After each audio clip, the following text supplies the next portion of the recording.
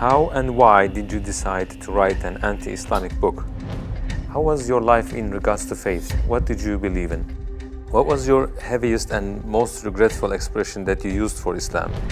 What was the reaction of the people around you when you became Muslim? I thought to myself, Islam is a lie. Islam is a danger. I got over 2,000 death threats. And in the end, I decided to write an anti-Islam book. God, give me a sign so that I 100% sure know this is the way. I couldn't sleep for it for 2 days. I couldn't accept it. It was so strange. Assalamu alaikum, Brother Joram van Klaveren. Thank you for accepting our invitation, and we are happy to have you with us. I want to first ask you, who is Joram? Wa alaikum salam, Ahmed. Thank you very much for the invitation. It's a great honor for me to be here. Joram van Klaveren was born on January 23 in 1979 in Amsterdam, in a pretty regular family, father, mother, brother, another brother, younger, a sister, a cat. In Amsterdam, I was born and raised there. We're a practicing Protestant family. After I finished high school, I studied comparative religion. I was a teacher for a few years. There happened a lot of things in the Netherlands, especially in my life. Also, when I look at the bigger picture when it came to Islam, I became politically active for the Freedom Party. I became a member of parliament. And in the end, I decided to write an anti-Islam book, which started as an anti-Islam book, changed into this search for God, and it ended up me becoming a Muslim. How was your life in regards to faith? What did you believe in? Before I was a Muslim, I was a Protestant Christian from the Reformed Church. We read from the Bible, we all got biblical names, we were all baptized, we went to church, etc., etc. So we're pretty Christian in that way, in that sense. Of course, I believed that there is a creator, I believed in heaven, hell, I believed in angels, revelations, and of course what separates the Christians from the Muslims is that I believe that Jesus Christ was the Son of God. In a more philosophical way, I believed he was God himself, of course. I believed in the resurrection and crucifixion of Christ, of course. And I believed in the atonement. But because the Trinity is a very complex concept, whether you believe it or not, it's still very complex. Because if there is a God in the Bible, it says God is eternal. But if you are eternal and you die, you cannot be eternal, immortal at the same time. So that was something when I was a little older, 16, 17, I started questioning things like that. It's not very logical. I talked to many priests, preachers, even rabbis, and the answers I got weren't very satisfying. That made it for me kind of complex, and in the end I had some doubts about stuff like this, but I said, well, I set it aside and I thought, okay, I just believe it, and perhaps I'm not smart enough to get the whole picture. And I still believed in God, I still believed that Jesus was a very important person, I believed he was the Son of God, but how it exactly was, I left it for what it was. How and why did you decide to write an anti-Islamic book? After high school, I went to university and I did comparative religion. And the remarkable thing, I think, was that the first day of me going to college was September 11, 2001. Already thought, okay, these Muslim guys are kind of crazy and this religion isn't the truth. Then a few years later was this guy in the Netherlands called Theo van Gogh. He was a famous filmmaker and he was killed in the street. He was shot and they tried to slit his throat and they put a knife in his stomach with a letter on it for another girl, Ayaan Hirsi Ali, and it said, "You are next." So it strengthened my anti-Islam feelings in such a way that I thought, well, I have to become politically active to do something and stop this evil of harming our country. You started politics because of Islam? Yeah, and that really had to do with Islam. That was the reason that I wanted to write a book, to explain to people why Islam was a danger for the world. When I was writing my book, like I said earlier, the questions, the doubts I had about Christianity popped up again. And that was about truth, of course, because I was a believing Christian guy. And yeah, the Christian questions I had, in the end, were answered in an Islamic way. Because, of course, when I started writing the book, a lot of people think that it was a political book. But it wasn't so much a political book, it was a religious book, because I wanted to show people why Islam was a danger as a religion, and I wrote it from a Christian perspective. So in the beginning I made a comparison between the Christian concept of God and the Islamic concept. So I started comparing it. But because I had these doubts about the Trinity and I saw Tawheed, the oneness of God in Islam, I thought, yeah, it sounds a little bit more logical. And then I thought to myself, well, I reread the Bible to refresh myself and see, okay, why isn't the concept of Islam, the Tawheed concept, isn't isn't the Christian concept. But when I was reading the Old Testament and I saw what the Old Testament prophets said, it was one God, one God, one God. And then I thought, okay, I'll look only at the words of Jesus Christ in the New Testament. And then there's this story in the New Testament where a guy comes to Jesus and he asks him, what is the most important thing in life? How can I gain paradise? And he said there are two things. He says, hear, O Israel, hear your God is one. Treat your neighbor as you want to be treated yourself. So I thought, well, even Jesus Christ says, hear, O Israel, your God is one. So I thought, well, this whole Muslim concept of God sounds more logical, and it's the same concept that I find in the Old and the New Testament. And I know Christianity as a religion teaches something else, but it isn't the concept of God that I find in the Bible. So after weeks and weeks of study, rereading all kinds of books, I thought to myself, okay, perhaps this oneness of God is something that is true. So that's how it started. What resources did you use while doing your research? Because I was kind of shocked, I started writing to several authorities on these religious matters. And one of the guys that I wrote to was Sheikh Abdul Hakim Murad, and he's a professor from Cambridge University. But in a way, it was kind of strange, of course, because I was a politician back then still. I was writing an anti-Islam book with an anti-Islam purpose. And I'm asking this Muslim professor from another country, can you help me?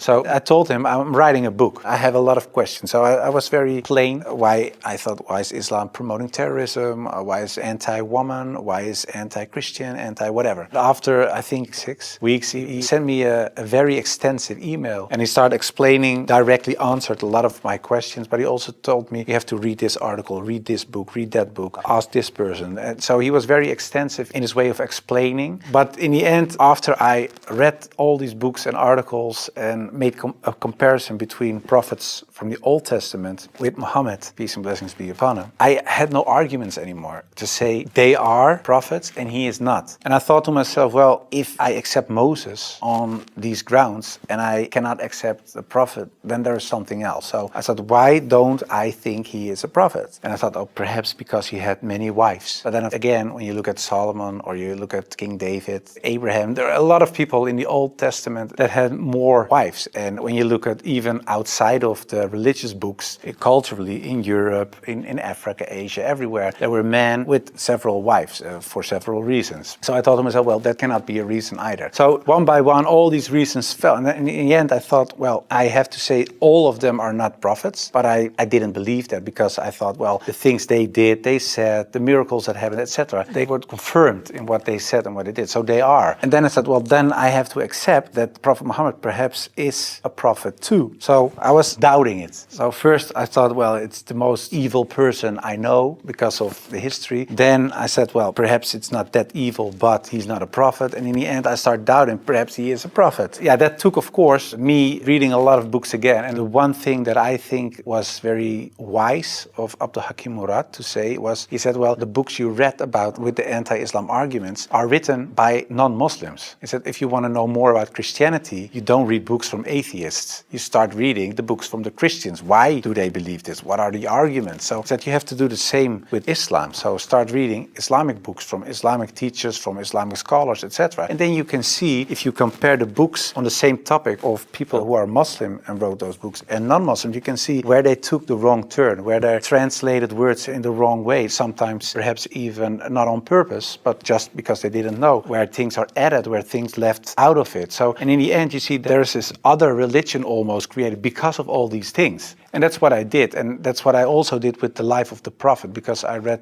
a book from Martin Links, The Life of the Prophet, based on the earliest source of Muhammad. And it was written, of course, by a convert. And his way of reasoning, his way of telling, his way of writing appealed to me because it's culturally the same thing. How do I approach a certain topic, etc. And it was the first time that I saw him not so much as a warlord, because that's the picture I had in my mind, but I saw him as a father, and I saw him as a friend and a teacher, and so much more. And so, I saw the person and his character, and I said, well, I can say a lot, but I cannot say that this is not a good man. So his character persuaded me to read more and to want to know more.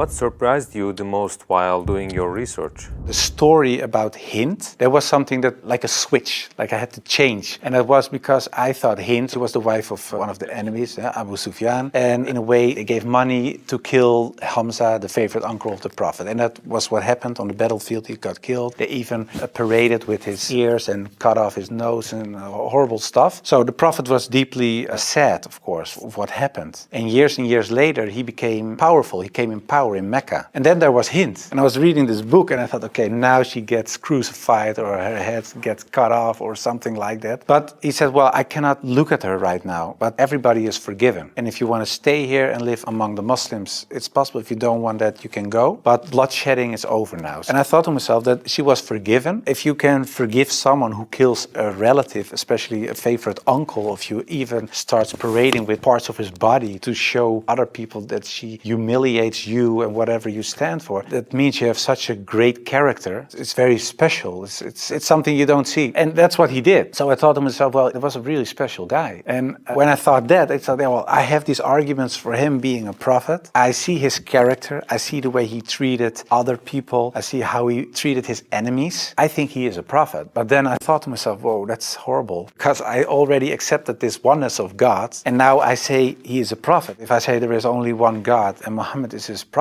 that's almost shahada. So I thought to myself, okay, let's close the books. Stop. This is going in the wrong direction. And of course, I wasn't that anti-Islam anymore because of what I read, what I saw, and what I experienced. What I tell you now, it sounds a little like a fairy tale, but it really happened. In the end, there were all these books at the table. And when I had this feeling of, yeah, okay, this is shahada in a way, I thought, well, I put all the books away and I put the books on the highest shelf. But there were so many books that a lot of books fell off the shelf. And one of the books that fell off the shelf was the Quran. And when I picked it up, my hand was on a page with Surah 22, Ayat 46. And it says, it's not the eyes that are blind, but the hearts. And I thought to myself, that really is my problem, because it wasn't the eyes. I really could see what I written down myself. Nobody forced me to write this book. Nobody said you have to write this or that. I started writing myself and I could see it with my own eyes, but I still couldn't accept the fact that I said he is a prophet, there is this one God. I just couldn't. So it wasn't my eyes that were blind, but it was really my heart. I couldn't accept it. I think my nafs or whatever, my ego, I couldn't accept it. And I said, well, God, I don't care if it's the God from the Bible or the Quran, give me a sign or something so that I 100% sure know this is the way. And I went to bed, but when I woke up, I felt very secure in myself. I really felt very secure. I've never been more secure about anything else. The whole anxiety or the whole doubting issue disappeared like snow for the sun. And I thought to myself, well, I think I'm a Muslim. Well, and then of course I had to tell other people. What was the reaction of the people around you when you became Muslim? Assalamu alaikum, brothers and sisters. We saw that 80% of our audience, including this video, are not subscribed to our channel. As you know, we are a non-profit organization and advertisements are disabled on our videos. So the only reason we are asking for this is to spread the truth. It may seem like a small act, but inshallah, it may be a means of guidance for many people. Now let's click the subscribe button and let's together walk towards eternity. What was the reaction of the people around you when you became Muslim? Most of them were very negative, of course. For a lot of people, especially some uncles and aunts, it was kind of a shock. They heard it when it was on the news. I told my mother, and my mother started crying. And my wife was pretty open. Yeah, she was very cool about it. She said, well, if Islam is what you really believe and that's in your heart, who am I? And yeah, some people from my old work were really aggressive. I got over 2,000 death threats from people who used to support me, of course. People who voted for me. People said the most horrible things. We will rape your wife, shoot you, we know where your children go to school, stuff like that. And most of them, of course, is nonsense because they're crazy people writing things on their computer. So it was kind of a hectic time. And I had to tell my work, of course, and it was this Christian organization. So to say that the leader of the pack, he said, I can't believe it. And he said, well, I noticed this change when you talked about certain topics on radio. You were kind of a little more mild, not so harsh anymore, but you becoming a Muslim? And after I said, yeah, I became Muslim, he said, I couldn't sleep for it for 2 days. I couldn't accept it. It was so strange. But the hardest part for me was telling my grandfather, because my grandfather was dying and he was 93, 94 years old and he was on his deathbed at home. I had to tell him, and my mother told me, yeah, you have to tell your grandfather. It was her father. So I said, well, then you have to come with me. It's got like a shield. And I just said, well, grandfather, I became a Muslim.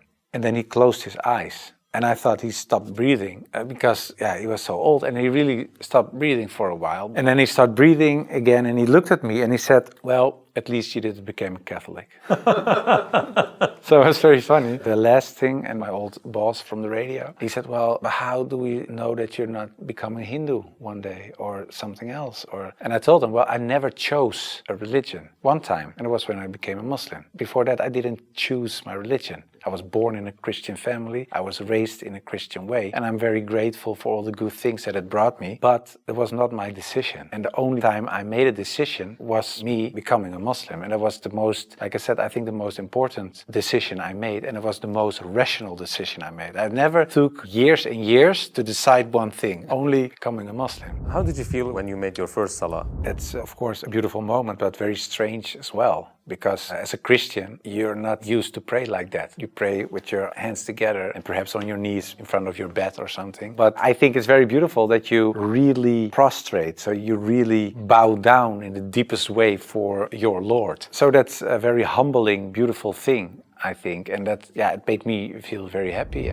What were the 3 biggest challenges you faced when you converted to Islam? Well, becoming a Muslim, of course, was a big challenge because I had to tell the world and family, and that was a big challenge. The part of thinking that it would be very hard to become a Muslim because, especially as a Protestant Christian, there aren't so many things you have to do in a religious sense. As a Muslim, in terms of practice, so it is required to pray 5 times a day. It's required to eat in a certain way. It is required to think in a certain way. You have to be the best in a way every moment because of your relation with your Creator and because of the fact that you have to pray 5 times a day. It's a constant reminder in a way of the Creator. So that makes you much more aware of the fact that you have a Lord than as a Christian. That's how I experienced it. And I thought to myself, whoa, 5 times a day praying, I cannot do this, I cannot do that, I have to do. So that made it hard in the head. But after I became Muslim, it wasn't hard at all. Are you raising your kids as Muslims? Well, you try, of course. I don't know, when you're really raised as a Muslim, I think it's a very difficult job, especially in these times. Of course, when I married, I wasn't a Muslim. You promise in a way that you raise your children as Christians. So after I became Muslim, I'm not raising my children as Christians, of course. If the kids have questions about Christianity, they ask my wife, they get Christian answers. And if they come to me, they get Islamic answers. But most of the time, she says, ask your father. And my wife cooks halal for everybody. So that's very sweet. She says, well, I'm not going to cook 5 meals, so everybody eats the same. You want halal, everybody eats halal. So in a way, it's like an organic process. What was your heaviest and most regretful expression that you used for Islam? I think Islam is a lie, because that's something I used to say. Islam is a lie, the Quran is poison. But when I said Islam is a lie, that's the whole religion and everything that comes with it. So that's like the highest level of jahiliyyah in a way. That's something I regret because it was like an umbrella and everything else was under this concept of Islam is a lie because that was the core thought. And of course, I do blame myself, and I know there are a lot of people out there not practicing Muslims that do so. And in a way, I understand it because in a political sense and in a social, cultural sense, everything I said and done is still there. I sometimes even hear arguments from people in my old party that I offended in a way. That's something that bothers me, and that's one of the reasons that we founded an organization. It's called the IXC, Islam Experience Center, and we go to schools, primary school, high school, college, universities, but also to departments of the government, other social organizations, churches, to take away misconceptions about Islam, to share the message, to show Islam in its true colors. And we do it by virtual reality with the glasses, so it's a very fun experience as well. And we try to erase in a way the things I said and done in the past. How should people research about Islam? Do you advise just searching at Google? No, I would certainly not advise Google. It's the last thing I would advise. I said shut down the computer. No, I think it's very important that people read books, real books with pages and stuff. I would recommend Muhammad, His Life Based on the Earlier Sources of Martin Link's, the book I talked about earlier. It's a green book. And I think it's very important for people not just dive into the Quran, because it's a very complex book. And if you don't have anybody who can teach you what you read, especially most of the people who don't know anything about Islam are not fluent Arabic, classic Arabic speaking people. So you will read an interpretation of the Quran or a translation, and most of the time that's not the real deal, of course. So I would advise people just to study the Sirat, study the character and the life of the Prophet, because that's what the tradition teaches us as well. His life was the Quran. He was the living Quran in a way. Just study his Sunnah, and I think that is the best way of discovering Islam. What would you like to say as your final comments? I became much more happy after I became Muslim. So I would like to invite everybody to become Muslim, just because it brings peace to your soul and peace to your heart. It is the truth. It resonates with heart and soul. At least look at it from an Islamic perspective. Try to read and study the life of the Prophet. Try to understand what the Muslims believe. Not so much the behavior of Muslims, because there are a lot of Muslims that don't live like Muslims, including myself. I don't always live like a Muslim. I should, we all do, but you should look at the example of all examples, and it was the Prophet. And if you study his life, perhaps you find guidance that leads you to the truth.